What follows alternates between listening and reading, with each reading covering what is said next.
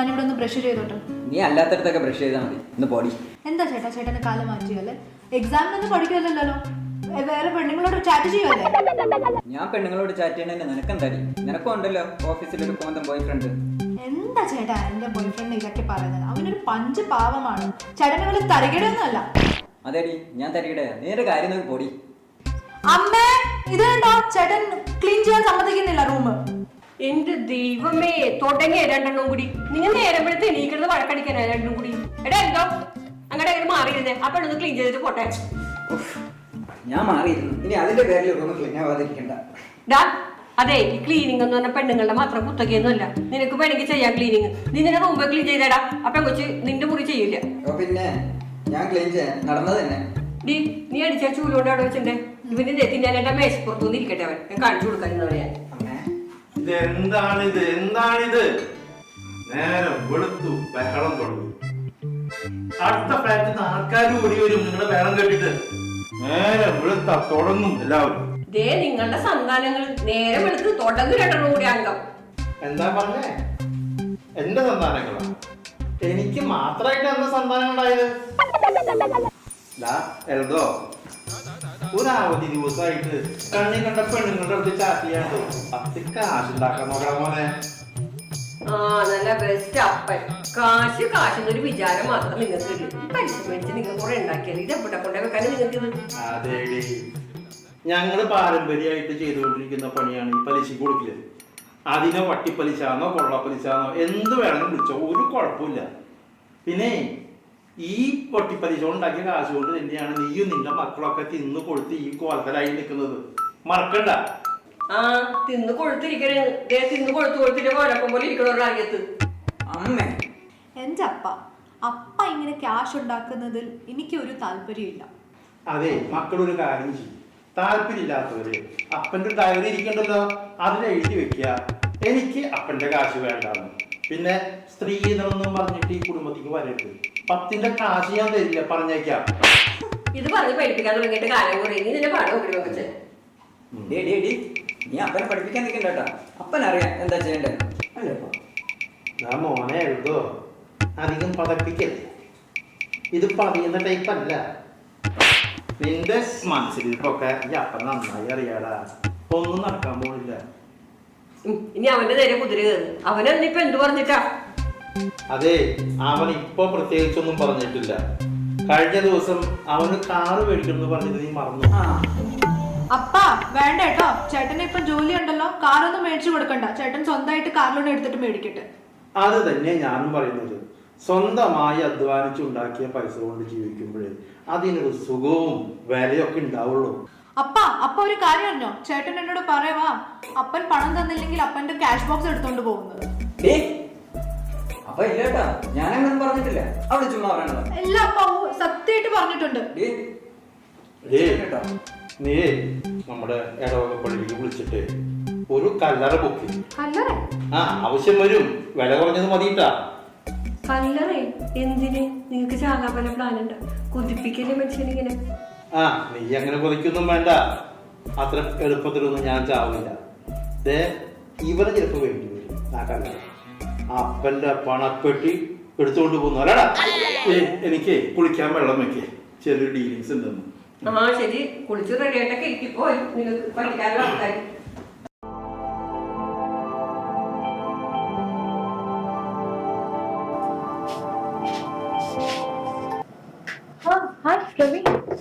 എന്തൊക്കെയായി സിസ്റ്ററിന്റെ കല്യാണത്തിന്റെ കാര്യം? എത്ര ദിവസമായിരുന്നു മനസ്സമാത്തോടെ കിടന്നിട്ട് ആദ്യ ടെൻഷനാ. എന്തിനാ പ്രവീൺ ടെൻഷൻ എടുക്കുന്നത്? വീട്ടിലെല്ലാരും ഉണ്ടല്ലോ, അവരെല്ലാരും നോക്കിക്കോളല്ലോ. ഇവിടെ വീട്ടിലുള്ള ആൾക്കാർക്ക് നമ്മൾ ഇവിടുത്തെ ക്യാഷ് മാത്രം കൊടുത്താൽ മതി. ബാക്കി കാര്യങ്ങളൊക്കെ അവിടെ ഏറ്റെടുക്കും. അതിലെ ഇവിടെ മെയിൻ പ്രശ്നം ക്യാഷ് അല്ലേ? അതിന് ശരിയാവും. നീ ഇവിടെ വന്നിട്ടാണോ ഒരു ടെൻഷനുള്ള പോലെ? ഒരു കാര്യം ടെൻഷൻ അടിക്കണ്ട, നമുക്ക് കാര്യങ്ങളൊക്കെ ശരിയാക്കാം. എല്ലാവർക്കും സമാധാനിപ്പിക്കാനേ എളുപ്പമാണ്. പക്ഷേ വീട്ടിലൊരു സിസ്റ്റർ ഉണ്ട്. അതിന്റെ കല്യാണത്തിന് എന്തൊക്കെ പ്രശ്നങ്ങളെന്ന് അറിയാം. അത് അനുഭവം വരുമ്പോൾ മാത്രമേ മനസ്സിലാക്കുള്ളൂ. എന്റെ ഡാഡി ഇന്ന് ജീവിച്ചിട്ടുണ്ടായിരുന്നെങ്കിൽ ഈ വക പ്രശ്നങ്ങളൊന്നും എനിക്ക് വരത്തില്ല. ബാങ്കിൽ നിന്ന് പേഴ്സണൽ ലോൺ കിട്ടിയില്ലല്ലേ? ബാങ്കിൽ നിന്ന് പേഴ്സണൽ ലോൺ കിട്ടുമല്ലോ എന്ന് വിചാരിച്ചിരിക്കുകയായിരുന്നു. പക്ഷെ എന്റെ സകല കണക്കൂട്ടൽ അവിടെ തെറ്റി. ഇപ്പം കോവിഡിന് ശേഷം പണ്ടത്തെ പോലെ ബാങ്ക് പേഴ്സണൽ ലോൺ പാസ്സാക്കാറില്ല എത്ര നമുക്ക് കൂടി ഒന്ന് ആലോചിക്കാം.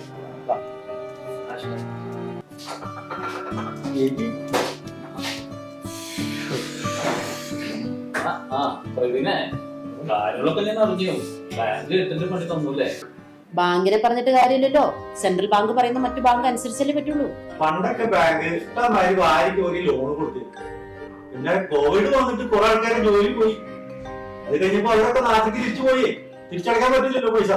അപ്പൊ കാര്യം സെൻട്രൽ ബാങ്ക് കാര്യങ്ങളൊക്കെ കൊണ്ട് അതാണ് പ്രശ്നം. ഈ സ്ത്രീധനം പിന്നെ ഈ സ്വർണ്ണാഭരണങ്ങൾ അത് തന്നെയാണ് നമ്മുടെ ഈ നാട്ടിന്റെ ഏറ്റവും വലിയ ശാപം. ഈ സ്ത്രീധനത്തിന്റെ കാര്യത്തിലും സ്വർണത്തിന്റെ കാര്യത്തിലൊക്കെ ആദർശങ്ങളൊക്കെ പറയും ആൾക്കാർ. പക്ഷെ സ്വന്തം കുടുംബത്തിന്റെ കാര്യം വരുമ്പോഴുണ്ടല്ലോ ഒക്കെ ഈ ആമ തല ഒളിരിക്കും കളിക്കുന്നവരൊക്കെ ഒരിക്കും. ഇനിയിപ്പോ അതും ഇതും പറഞ്ഞിട്ട് എന്നാ കാര്യം? നടക്കുന്ന കാര്യം വല്ലോണ്ട് ഈ പറയും. നമുക്ക് എങ്ങനെ പ്രവീണിനെ സഹായിക്കാൻ സാധിക്കും അത് മാത്രം പറയും. അതിന് നമ്മള് സഹായിക്കുന്നതിന് ഒരു പരിധി ഉണ്ടല്ലോ. അത് ശരിയാണ്. എന്നാലും മാക്സിമം നമ്മളെ കൊണ്ട് കഴിയുന്ന സപ്പോർട്ട് നമ്മൾ ചെയ്ത് കഴിഞ്ഞാല് ബാക്കിയിൽ നോക്കിയാൽ മതിയല്ലോ. ബോസ് വരുമ്പോ ആളോടും ചോദിക്കാം, ആള് സഹായിക്കാതിരിക്കില്ല. നീ സമാധാനം ഇരിക്കേ, കാര്യങ്ങളൊക്കെ ശരിയാവും. എന്റെ പ്രവീണ, നീ ടെൻഷൻ അടിക്കണ്ട. നീ കഷ്ടപ്പെടുന്നതിനുള്ളത് നിന്റെ ഭാവി അമ്മാനപ്പെട്ടിരിക്കുന്നു. നമുക്ക് പലിശ അടക്കാം, നമുക്ക് മുതലാക്കാം. അത് ശരിയാ, വട്ടിപ്പലിശ വാങ്ങി കുറെ സമ്പാദിച്ചു വെച്ചിട്ടുണ്ടല്ലോ. അതിന്റെ നല്ലൊരു ഓഹരി സ്ത്രീധനമായിട്ട് നിനക്ക് ലഭിക്കാതിരിക്കില്ല. എനിക്ക് അങ്ങനത്തെ കാശ് വേണ്ട. ഞാനേ സ്ത്രീധനം ഇല്ലാതെ തന്നെയാണ് അവളെ കല്യാണം കഴിക്കാൻ ഉദ്ദേശിക്കുന്നത്. എടാ പൊട്ട, നീ പ്രാക്ടിക്കൽ ആദർശങ്ങളൊക്കെ കൊള്ളാം. അതൊക്കെ പോക്കറ്റോ ജീവിക്കാൻ പണം വേണം. നീ സ്ത്രീധനം വാങ്ങിച്ചു നട്ടിട്ട് മാനം ഇടിഞ്ഞു വിടാൻ പോകുന്നില്ലേ? പ്രവീണേ, ഭാവി അമ്മായപ്പൻ എങ്ങനെ കാശുണ്ടാക്കി എന്നതിനെ പറ്റി നീ ചിന്തിക്കണ്ട. കിട്ടുന്ന ലക്ഷങ്ങൾ കൊണ്ട് എങ്ങനെ നല്ല കാര്യങ്ങൾ ചെയ്യാം എന്നതിനെ പറ്റി ചിന്തിക്കുക. അപ്പൊ തീർന്നില്ലേ പ്രശ്നം? അതാണ് പറയുന്നത്. ഒന്നാം പാവം തിന്നാ തീരും. എന്താ സംഭവം? ഇവിടെ എല്ലാരും നല്ല ഹാപ്പി ആണല്ലോ. എന്നോടും കൂടി പറയാൻ ഞാനും കൂടി ഒന്ന് കേക്കട്ടെ, ഞാനും ചിരിക്കട്ടെ. നിന്റെ അപ്പന്റെ കാര്യം സംസാരിക്കുന്നത് പ്രവീൺ. നാട്ടുകാരെ പറ്റിച്ചുണ്ടാക്കിയ 10 പൈസ അവന് സ്ത്രീധനായിട്ട് കണ്ടാണ്. അതിന് എന്റെ അപ്പന്റെ കയ്യിൽ നിന്നൊന്നും പ്രതീക്ഷയൊന്നും ഇല്ല. ഇന്നലെ കൂടി പറഞ്ഞതേ ഉള്ളൂ, നിനക്ക് ഞാൻ സ്ത്രീധനം ഒന്നും തരാൻ പോകുന്നില്ല. വല്ലാത്തൊരു ജന്മം തന്നെയാട്ടോ നിന്റെ അപ്പൻ. പറഞ്ഞിട്ട് എന്താ കാര്യം? എന്തിനാ പലിശ മേടിക്കുന്നതെന്ന് ചോദിക്കുമ്പോ അപ്പൊ ഒരു ബൈബിൾ കഥ പറയും. അതെ, ഈ ബൈബിളും വട്ടിപ്പലിശയായിട്ട് എന്താണ് ബന്ധം? ബന്ധമുണ്ടല്ലോ. ബൈബിളിൽ താലന്തിന്റെ കഥ കേട്ടിട്ടുണ്ടോ? ഞാൻ കേട്ടിട്ടുണ്ട്, പക്ഷെ അറിയില്ല. ഒരിക്കൽ ഒരു യജമാനൻ ദൂരയാത്ര പോകുന്ന സമയത്ത് തന്റെ ഭൃത്യന്മാർക്ക് താലന്തുകൾ വിധിച്ചു കൊടുത്തു. ഒരാൾക്ക് 5, ഒരാൾക്ക് 3, ഒരാൾക്ക് 1. യജമാനൻ തിരിച്ചു വന്നപ്പോഴേ വൃദ്ധന്മാരെ വിളിച്ച് അന്ന് കൊടുത്ത എല്ലാ താലന്റുകളും തിരിച്ചു ചോദിച്ചു. 5 താലന്ത് കിട്ടിയ ഭൃത്യനും 3 താലന്ത് കിട്ടിയ ഭൃത്യനും അത് ഇരട്ടിയായി തിരിച്ചു കൊടുത്തു. യജമാനന് സന്തോഷായി. അപ്പൊ ഒരു താലന്ത് കിട്ടിയ ആളിനോ?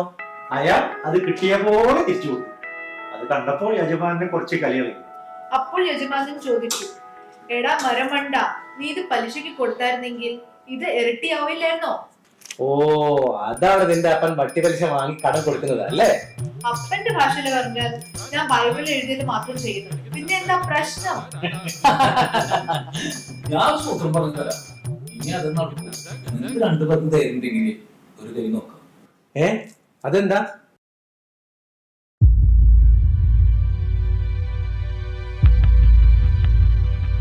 ഞാൻ പറഞ്ഞ ഐഡിയയില് ഓക്കെ അല്ലേ?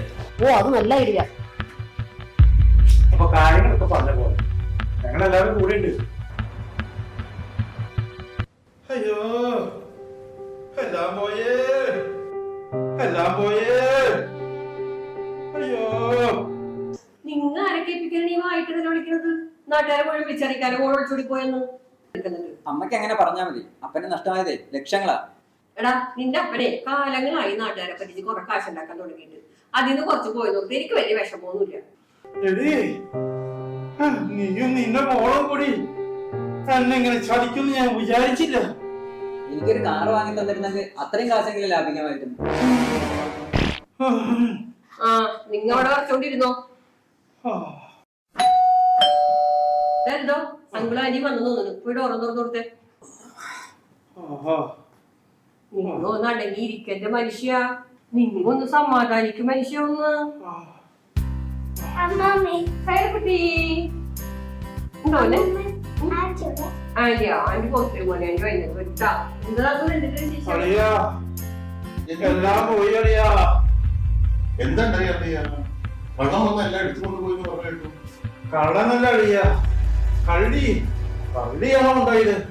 അത് ഒരു കള്ളിയല്ല, രണ്ട് കള്ളി. ഒന്ന് സമാധാനമായിട്ട് ഇരിക്കും മനുഷ്യ. നിങ്ങൾക്ക് ടെൻഷൻ അടിച്ച ശ്വാസം മുട്ട് വരുമെന്ന് അറിയാൻ പാടില്ലേ? നിങ്ങളല്ലേ കഴിഞ്ഞ ദിവസം എന്നെ കൊണ്ട് കല്ലറ ബുക്ക് ചെയ്യിച്ചത്. ആ കല്ലറ നിങ്ങൾക്ക് തന്നെ ആവശ്യം വരുവോട്ടാ, അത് തട്ടിപ്പോകുവേ.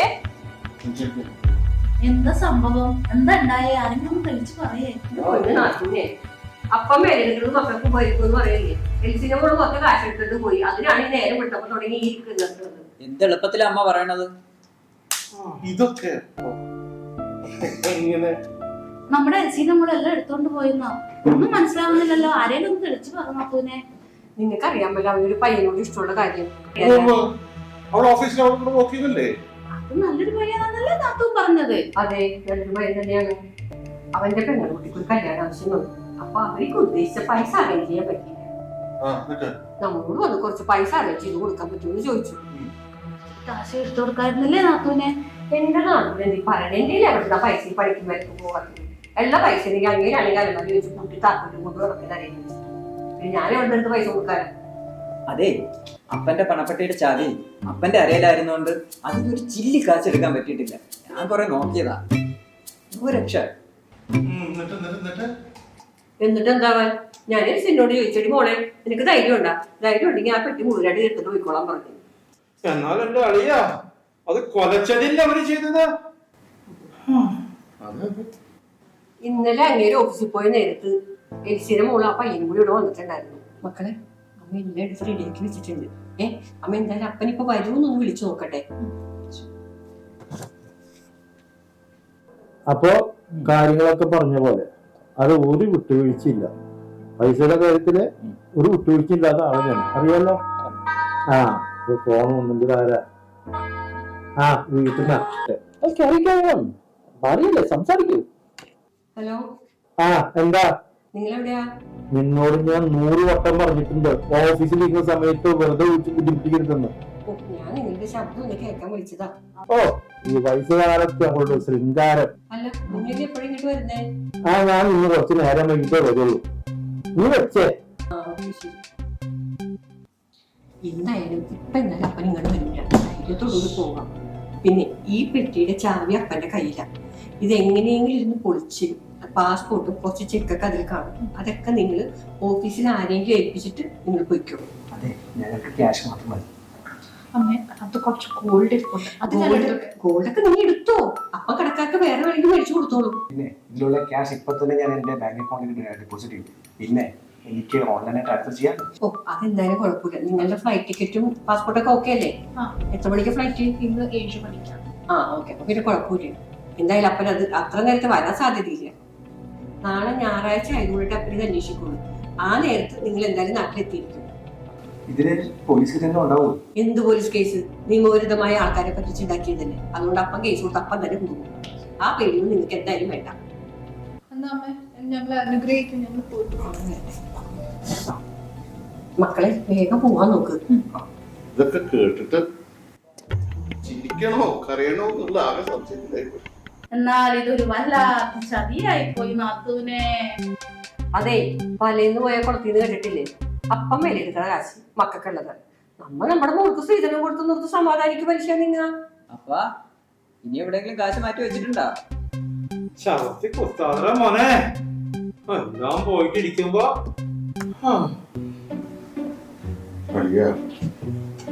നാട്ടുകാരെ തെറ്റുണ്ടാക്കിയ കാശ് ഒരു ജീവകാരന്റെ പ്രവർത്തനത്തിന് വേണ്ടിയിട്ടാണ് ചെലവാക്കി വിചാരിച്ച്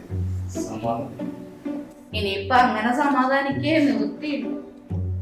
എന്നാലും എന്റെ പാവത്തെ അവസ്ഥ പണിയാടാ. പള്ളിയിലെ ഭണ്ഡാരത്തിലിട്ടതും വെടിക്കെട്ടുന്ന കാശ് കൊടുത്തതും ഒക്കെ വെറുതെ ആയിന്ന് പറഞ്ഞ പോലെ. നന്ദി വേണം, നന്ദി.